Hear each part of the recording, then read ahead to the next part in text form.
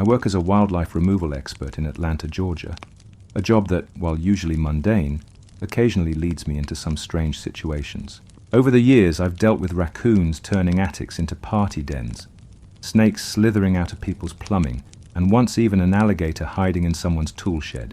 Nothing about this line of work surprises me anymore, or so I thought. You see, as much as I've been dragged into some truly bizarre encounters, I've never been truly terrified. Not until I got an email 2 weeks ago that would take me to the North Georgia mountains, and into an experience I still have trouble believing. The email came in at 9 o'clock on a Monday morning. I was sipping my coffee at my desk, mindlessly scrolling through the inbox when I came across it. The subject line read, "Calling all wildlife warriors." Now I get some quirky emails from time to time, but this one immediately stood out because it wasn't asking for help with a raccoon infestation or a stray possum in someone's backyard. Instead, the sender claimed to have a lead on a creature most people consider pure fantasy, a Sasquatch. I'll admit I laughed when I first opened it. The writer, who introduced himself as Russell Hastings, was clearly out of his mind, or so I thought. The email was a rambling masterpiece of insanity, written with the kind of confidence that only comes from someone who either knows they're absolutely right or is too delusional to care. Russell began by complimenting my company on its glowing online reviews, calling us fearless animal removal experts. Then he launched into his pitch, explaining that he and his cousin Eli had spotted a Sasquatch not once, but twice, deep in the forests of North Georgia. Eli apparently was convinced he'd pinpointed the creature's hideout, a cave tucked away in a remote area of the mountains. Russell's request was simple yet absurd. He wanted me to join their expedition to capture the beast alive. Yes, alive. He assured me they had no intention of killing the creature, unless, as he put it, the Sasquatch had murder in its heart. He admitted that neither he nor Eli had the skills to handle a creature of this magnitude. Russell didn't even own a pet, and Eli's experience extended only to trapping squirrels. That apparently was why they needed me. The email concluded with a promise of a handsome day rate, $650 per day for 3 or 4 days of work. The kicker, though, was Russell's appeal to my ego. He wrote, "I know this is a lot to ask of a common man, but maybe you aren't so common after all. Maybe you're destined for greatness. Think about it. Your name etched in history alongside the greats Buzz Aldrin, Julius Caesar, Eli Hastings, Russell Hastings. Insert your name here." The email ended with a Dolly Parton quote. "It's hard to be a diamond in a rhinestone world." I couldn't tell if Russell was a lunatic, a prankster, or both. But the email was too bizarre, and frankly too funny not to respond to. I wrote back, explaining that I'd need more details before committing to anything. A few days later, Russell replied with a shopping list of supplies they'd need for the hunt. Bear traps, predator urine to mask our scent, a snare pole, rope, sleeping bags, and something he called a winning attitude.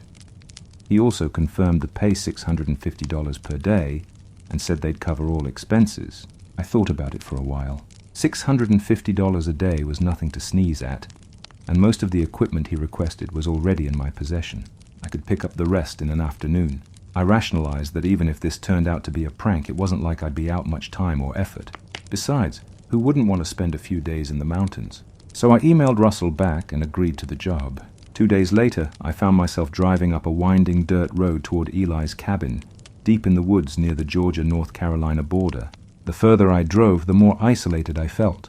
The cell phone signal dropped off about 20 miles back, and the forest grew thicker with every mile. By the time I pulled into the clearing where the cabin stood, I was already wondering if I'd made a mistake. Eli's cabin was little more than a wooden shack, the kind of place you'd expect to see in a horror movie. It leaned slightly to one side, and the tin roof was dotted with rust. A battered pickup truck sat in the yard, its tires caked in dried mud. As I stepped out of my truck, I was greeted by the sight of 2 men walking out of the cabin to meet me. The first was Russell. He was a short, pudgy man with slicked back hair that looked like it hadn't been washed in days. He was grinning ear to ear, his energy manic as he approached me with outstretched arms. "Welcome, my friend," he exclaimed, his voice dripping with enthusiasm. "You have no idea the history we're about to make." The second man was Eli, who couldn't have been more different from his cousin. He was older, taller, and weathered by years of hard living.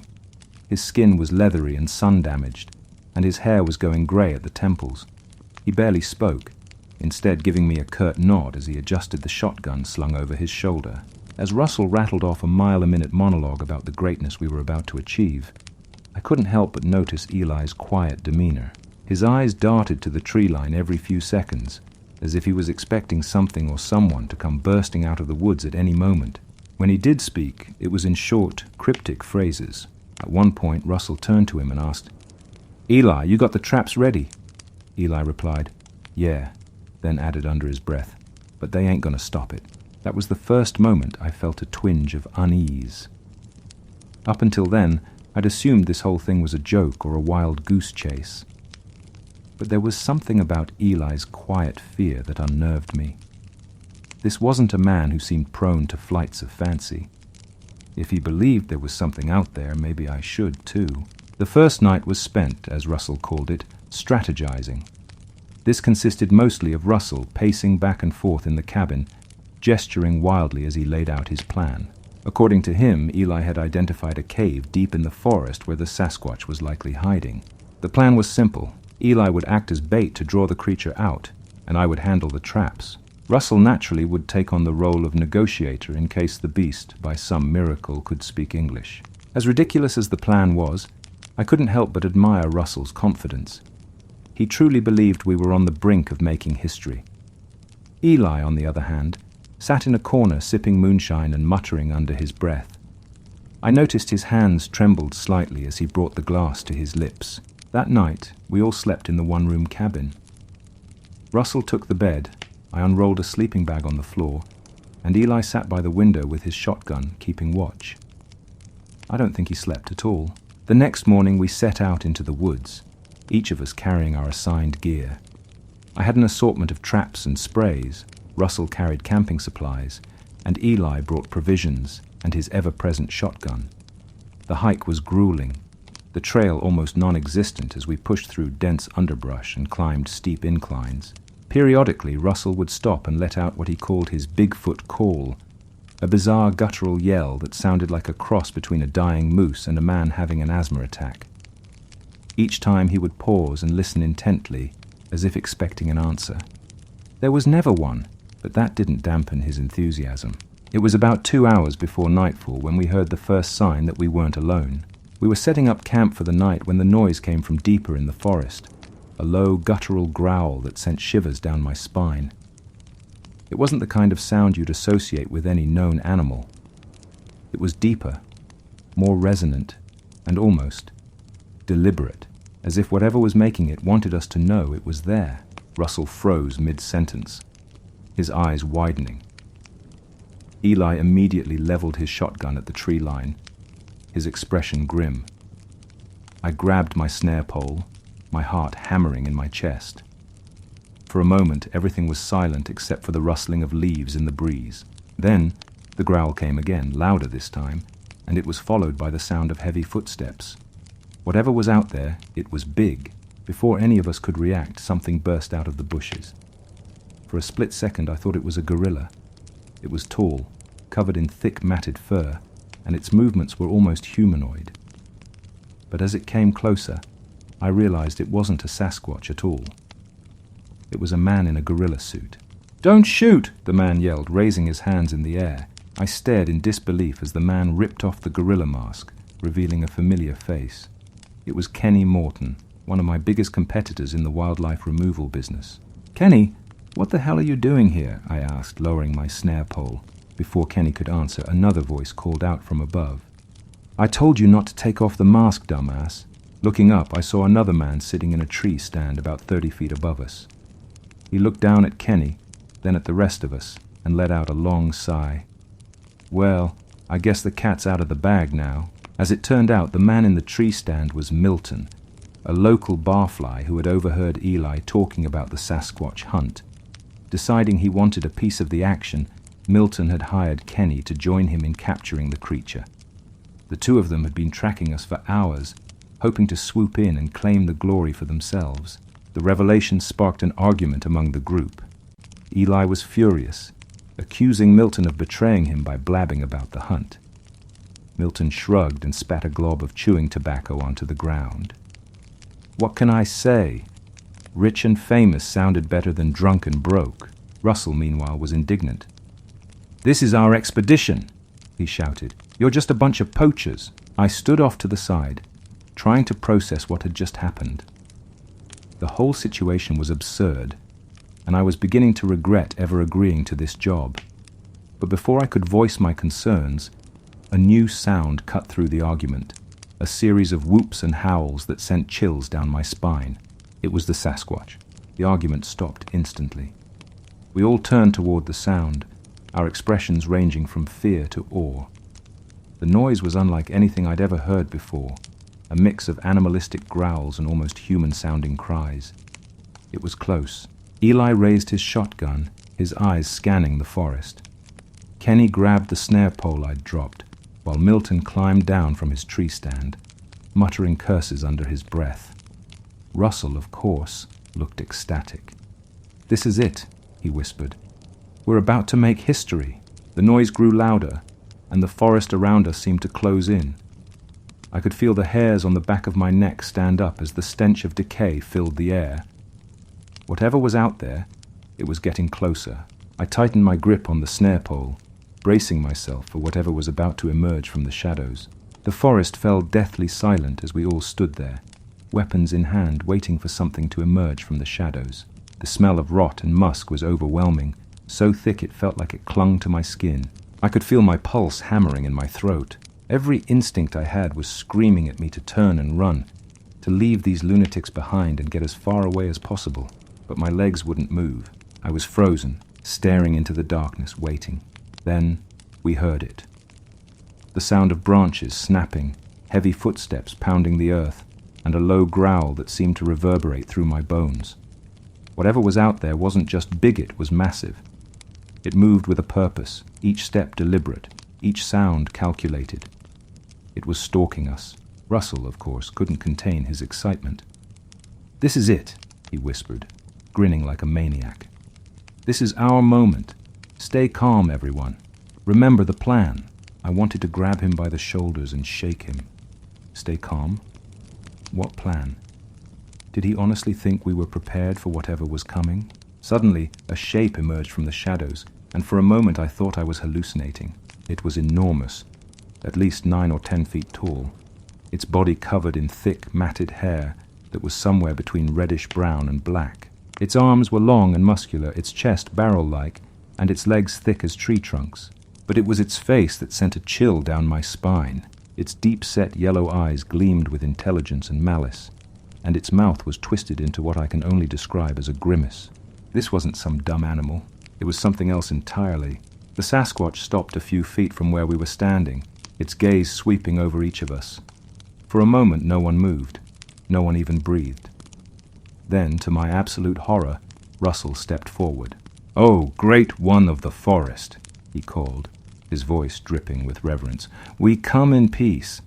I couldn't believe what I was seeing. Russell, the same man who'd spent the entire trip spewing motivational quotes and half-baked plans, was now standing inches away from a creature that could snap him in half without breaking a sweat. And what did he do? He pulled a cigarette out of his pocket and offered it to the Sasquatch like he was making small talk with a neighbor. Without waiting to see what it would do next, we bolted. Eli fired another shot over his shoulder as we tore through the forest, our feet pounding against the ground as branches whipped at our faces and arms. I could hear the Sasquatch behind us, its heavy footfalls growing louder with each passing second. My lungs burned. My legs felt like they were on fire, but I didn't stop. I couldn't. The thought of that thing catching up to me was enough to override every ounce of pain and exhaustion. Eli was ahead of me, moving with the kind of speed and agility I didn't think a man his age was capable of. Milton and Kenny were somewhere behind us, their panicked shouts mixing with the sound of the Sasquatch's guttural growls. Then the footfall stopped. I skidded to a halt, nearly tripping over a fallen branch as I turned to look behind me. Milton and Kenny were gone. The forest was eerily quiet, save for the sound of the wind rustling through the trees. My heart was pounding in my chest as I scanned the area, my eyes darting from shadow to shadow. And that's when I realized why the footfalls had stopped. The Sasquatch wasn't on the ground anymore. It was in the trees. I looked up just in time to see its massive form leaping from branch to branch, its movements disturbingly silent for something so large. It moved with an almost predatory grace, its yellow eyes fixed on us as it closed the distance. "Eli, it's in the trees!" I shouted, my voice cracking with panic. Eli didn't stop running, but he glanced up, his face pale with fear. "Keep moving!" he yelled. "Don't stop!" I wanted to listen. I really did. But my legs were trembling and my breath was coming in short, ragged gasps. I knew I couldn't keep this up much longer.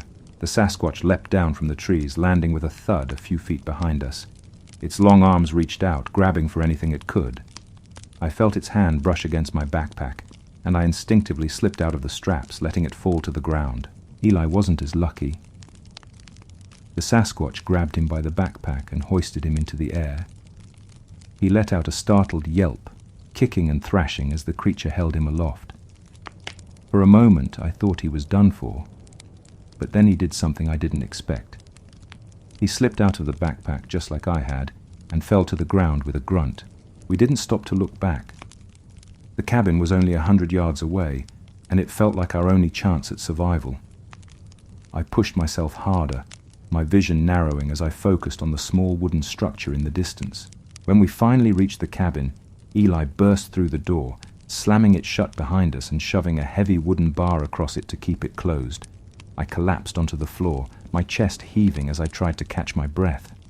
My entire body was shaking, and my ankle throbbed with a pain that I knew wasn't good. Eli didn't waste any time. He grabbed a shotgun from above the fireplace along with a box of shells and handed it to me. "You know how to use this?" he asked, his voice steady despite the chaos outside. I nodded, though I wasn't sure I could aim straight in my current state. "Good," he said. "We've got enough guns and ammo in here to take down a small army. If that thing gets in, we'll make sure it regrets it." The cabin, as I'd noticed earlier, was a prepper's paradise. There were shelves stocked with canned goods and bottled water, crates of ammunition, and even a couple of Molotov cocktails sitting on the counter. If there was ever a place to make a last stand, this was it. But as I sat there, clutching the shotgun and listening to the sounds of the Sasquatch prowling outside, I couldn't help but feel like it wouldn't be enough. The next few moments were a blur. I remember the creature slamming against the door, the sound of wood splintering as it tried to force its way in. Eli fired through the window, shouting obscenities and insults at the thing. I threw together a few makeshift Molotov cocktails, lighting one and tossing it out the window in the hopes of scaring it off. The fire seemed to work, at least temporarily. The creature let out an enraged roar and backed away from the cabin, its massive form retreating into the darkness. But I knew it wasn't over, not yet. The silence that followed the Sasquatch's retreat was almost more terrifying than its earlier rage. Eli and I sat in the cabin, backs against the wall, guns resting across our laps. The fire from the Molotov cocktail flickered outside, casting jagged shadows across the forest. My heart was still pounding, and my hands trembled so badly I almost dropped the shotgun. For a moment, I thought maybe the fire had scared it off for good, but Eli wasn't so confident. "Don't you relax yet," he muttered, peeking out through the shattered window. His voice was low and grim, barely above a whisper. "It's out there, just waiting, watching." I followed his gaze out into the dark forest, but I couldn't see anything beyond the faint glow of the firelight. Still, I could feel it, this oppressive presence, like the forest itself was alive and holding its breath. The hairs on the back of my neck stood on end, and every nerve in my body screamed at me to run, even though I had nowhere to go. Eli stood and paced the room, clearly agitated. His face was pale, and sweat beaded on his forehead. He loaded more shells into his shotgun with shaky hands, muttering to himself. "Damn thing's smart," he said. "Too smart. It's testing us, wearing us down. Won't be long before it tries again." I didn't doubt him. The Sasquatch wasn't like any animal I'd ever encountered. It was cunning, calculating, almost methodical in its approach. This wasn't some dumb beast acting on instinct, it was a predator, and we were its prey. Eli suddenly stopped pacing and turned to me, his eyes wide with realization. "The truck," he said. If we can get to the truck, we might have a chance. But we've got to move fast before it circles back. My stomach dropped at the suggestion. The truck was parked about 30 feet from the cabin, and while 30 feet might not sound like much, it felt like miles knowing that thing was out there. Still, Eli was right. We couldn't stay in the cabin forever. If the Sasquatch didn't get us, the fire I'd started with the Molotovs eventually would. The smoke was already beginning to seep into the cabin, and I could feel the heat creeping in through the walls. I nodded, swallowing hard. "Okay," I said, my voice barely steady. "Let's do it." Eli grabbed his rifle, slung a backpack over his shoulder, and handed me the keys to the truck. "You drive," he said. "I'll cover us." I didn't argue. My ankle was still throbbing from the fall earlier, but I could still manage the pedals. I limped to the door, clutching the shotgun tightly, and took a deep breath. My entire body was shaking, and my chest felt tight with fear, but there was no turning back now. Eli unbarred the door and threw it open. "Go!" he shouted, stepping out onto the porch and aiming his rifle into the darkness. I bolted for the truck, the pain in my ankle screaming with every step. The night air hit me like a slap to the face, thick with the smell of smoke and something far worse, the Sasquatch's musky, rotting stench. I could hear Eli firing behind me, shouting curses into the night. The gunshots echoed through the forest, but they didn't drown out the sound of heavy footsteps closing in. I reached the truck and flung the door open, scrambling inside and jamming the key into the ignition. The engine roared to life, and I slammed my hand against the horn, hoping to draw Eli's attention. "Come on!" I screamed, my voice cracking. Eli turned and sprinted toward the truck, his rifle still clutched in one hand. But before he could reach me, the Sasquatch exploded out of the darkness. It moved so fast I barely had time to react, its massive body slamming into Eli like a freight train. He went flying, crashing into the side of the cabin with a sickening thud. "No!" I shouted, my voice raw with panic. I watched in horror as the Sasquatch turned its attention to Eli, its enormous hands wrapping around his torso. He tried to fight back, swinging the rifle like a club, but it was no use. The creature lifted him off the ground like he weighed nothing and hurled him into the forest. For a moment I thought it was over. But then the Sasquatch turned toward the truck, its yellow eyes locking onto mine. I didn't think, I just acted. I slammed my foot on the gas and the truck lurched forward, its tires kicking up dirt and gravel. The Sasquatch roared and charged toward me, its massive form illuminated by the headlights. It reached the truck just as I sped past, slamming one massive fist into the side of the vehicle. The impact was so strong it nearly sent me skidding off the road, but I managed to hold on, my hands gripping the steering wheel so tightly my knuckles turned white. As I drove, I glanced in the rearview mirror and saw the Sasquatch standing in the middle of the road, its body illuminated by the faint glow of the burning cabin. For a moment, I thought it might follow me, but it just stood there, watching as I disappeared into the night. I don't remember much of the drive back to civilization. Everything after the cabin felt like a blur, a haze of fear and adrenaline that left me numb. My hands were shaking so badly I could barely keep the truck on the road, and my chest ached from the effort of breathing. The pain in my ankle had become a dull throb, but it didn't matter. All that mattered was getting as far away from those woods as possible. When I finally reached the nearest town, a small, sleepy place called Raven's Hollow, I pulled into the parking lot of a 24-hour gas station and collapsed against the steering wheel. For the first time since this nightmare began, I let myself cry. The clerk at the gas station must have noticed the state I was in because he came outside to check on me.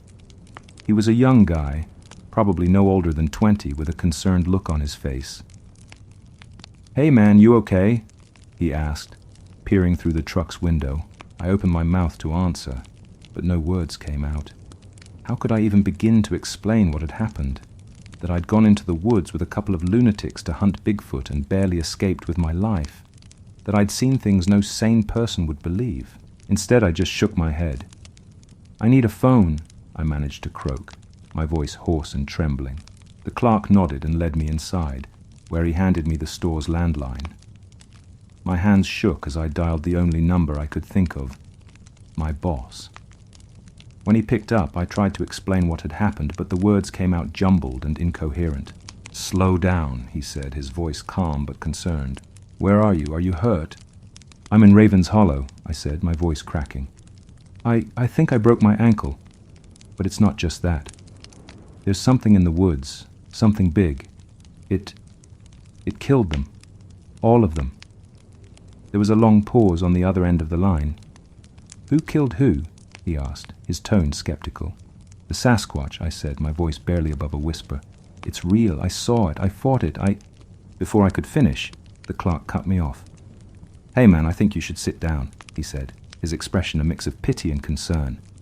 You're bleeding. I glanced down and saw that my jeans were soaked with blood. It wasn't mine. It was Eli's. Or maybe Russell's. I didn't know and I didn't care. All I wanted was to get as far away from those woods as possible. The rest of the night was a blur. I ended up at the local hospital, where they treated my ankle and pumped me full of painkillers. The cops came to ask me questions, but I could tell they didn't believe a word I said. They chalked it up to a drunken accident, especially after they found the empty moonshine bottles in the truck. By the time they released me the next morning, I felt hollow.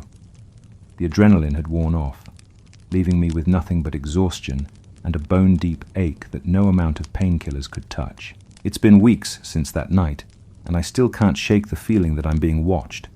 Every time I close my eyes, I see the Sasquatch's yellow eyes staring back at me, and I hear the sound of Russell's screams echoing in my head. I don't know if anyone will believe this story, but I had to get it out. Maybe it'll serve as a warning to anyone else foolish enough to go looking for the unknown. Sometimes myths and legends are best left alone, and as for me, I don't answer emails at work anymore.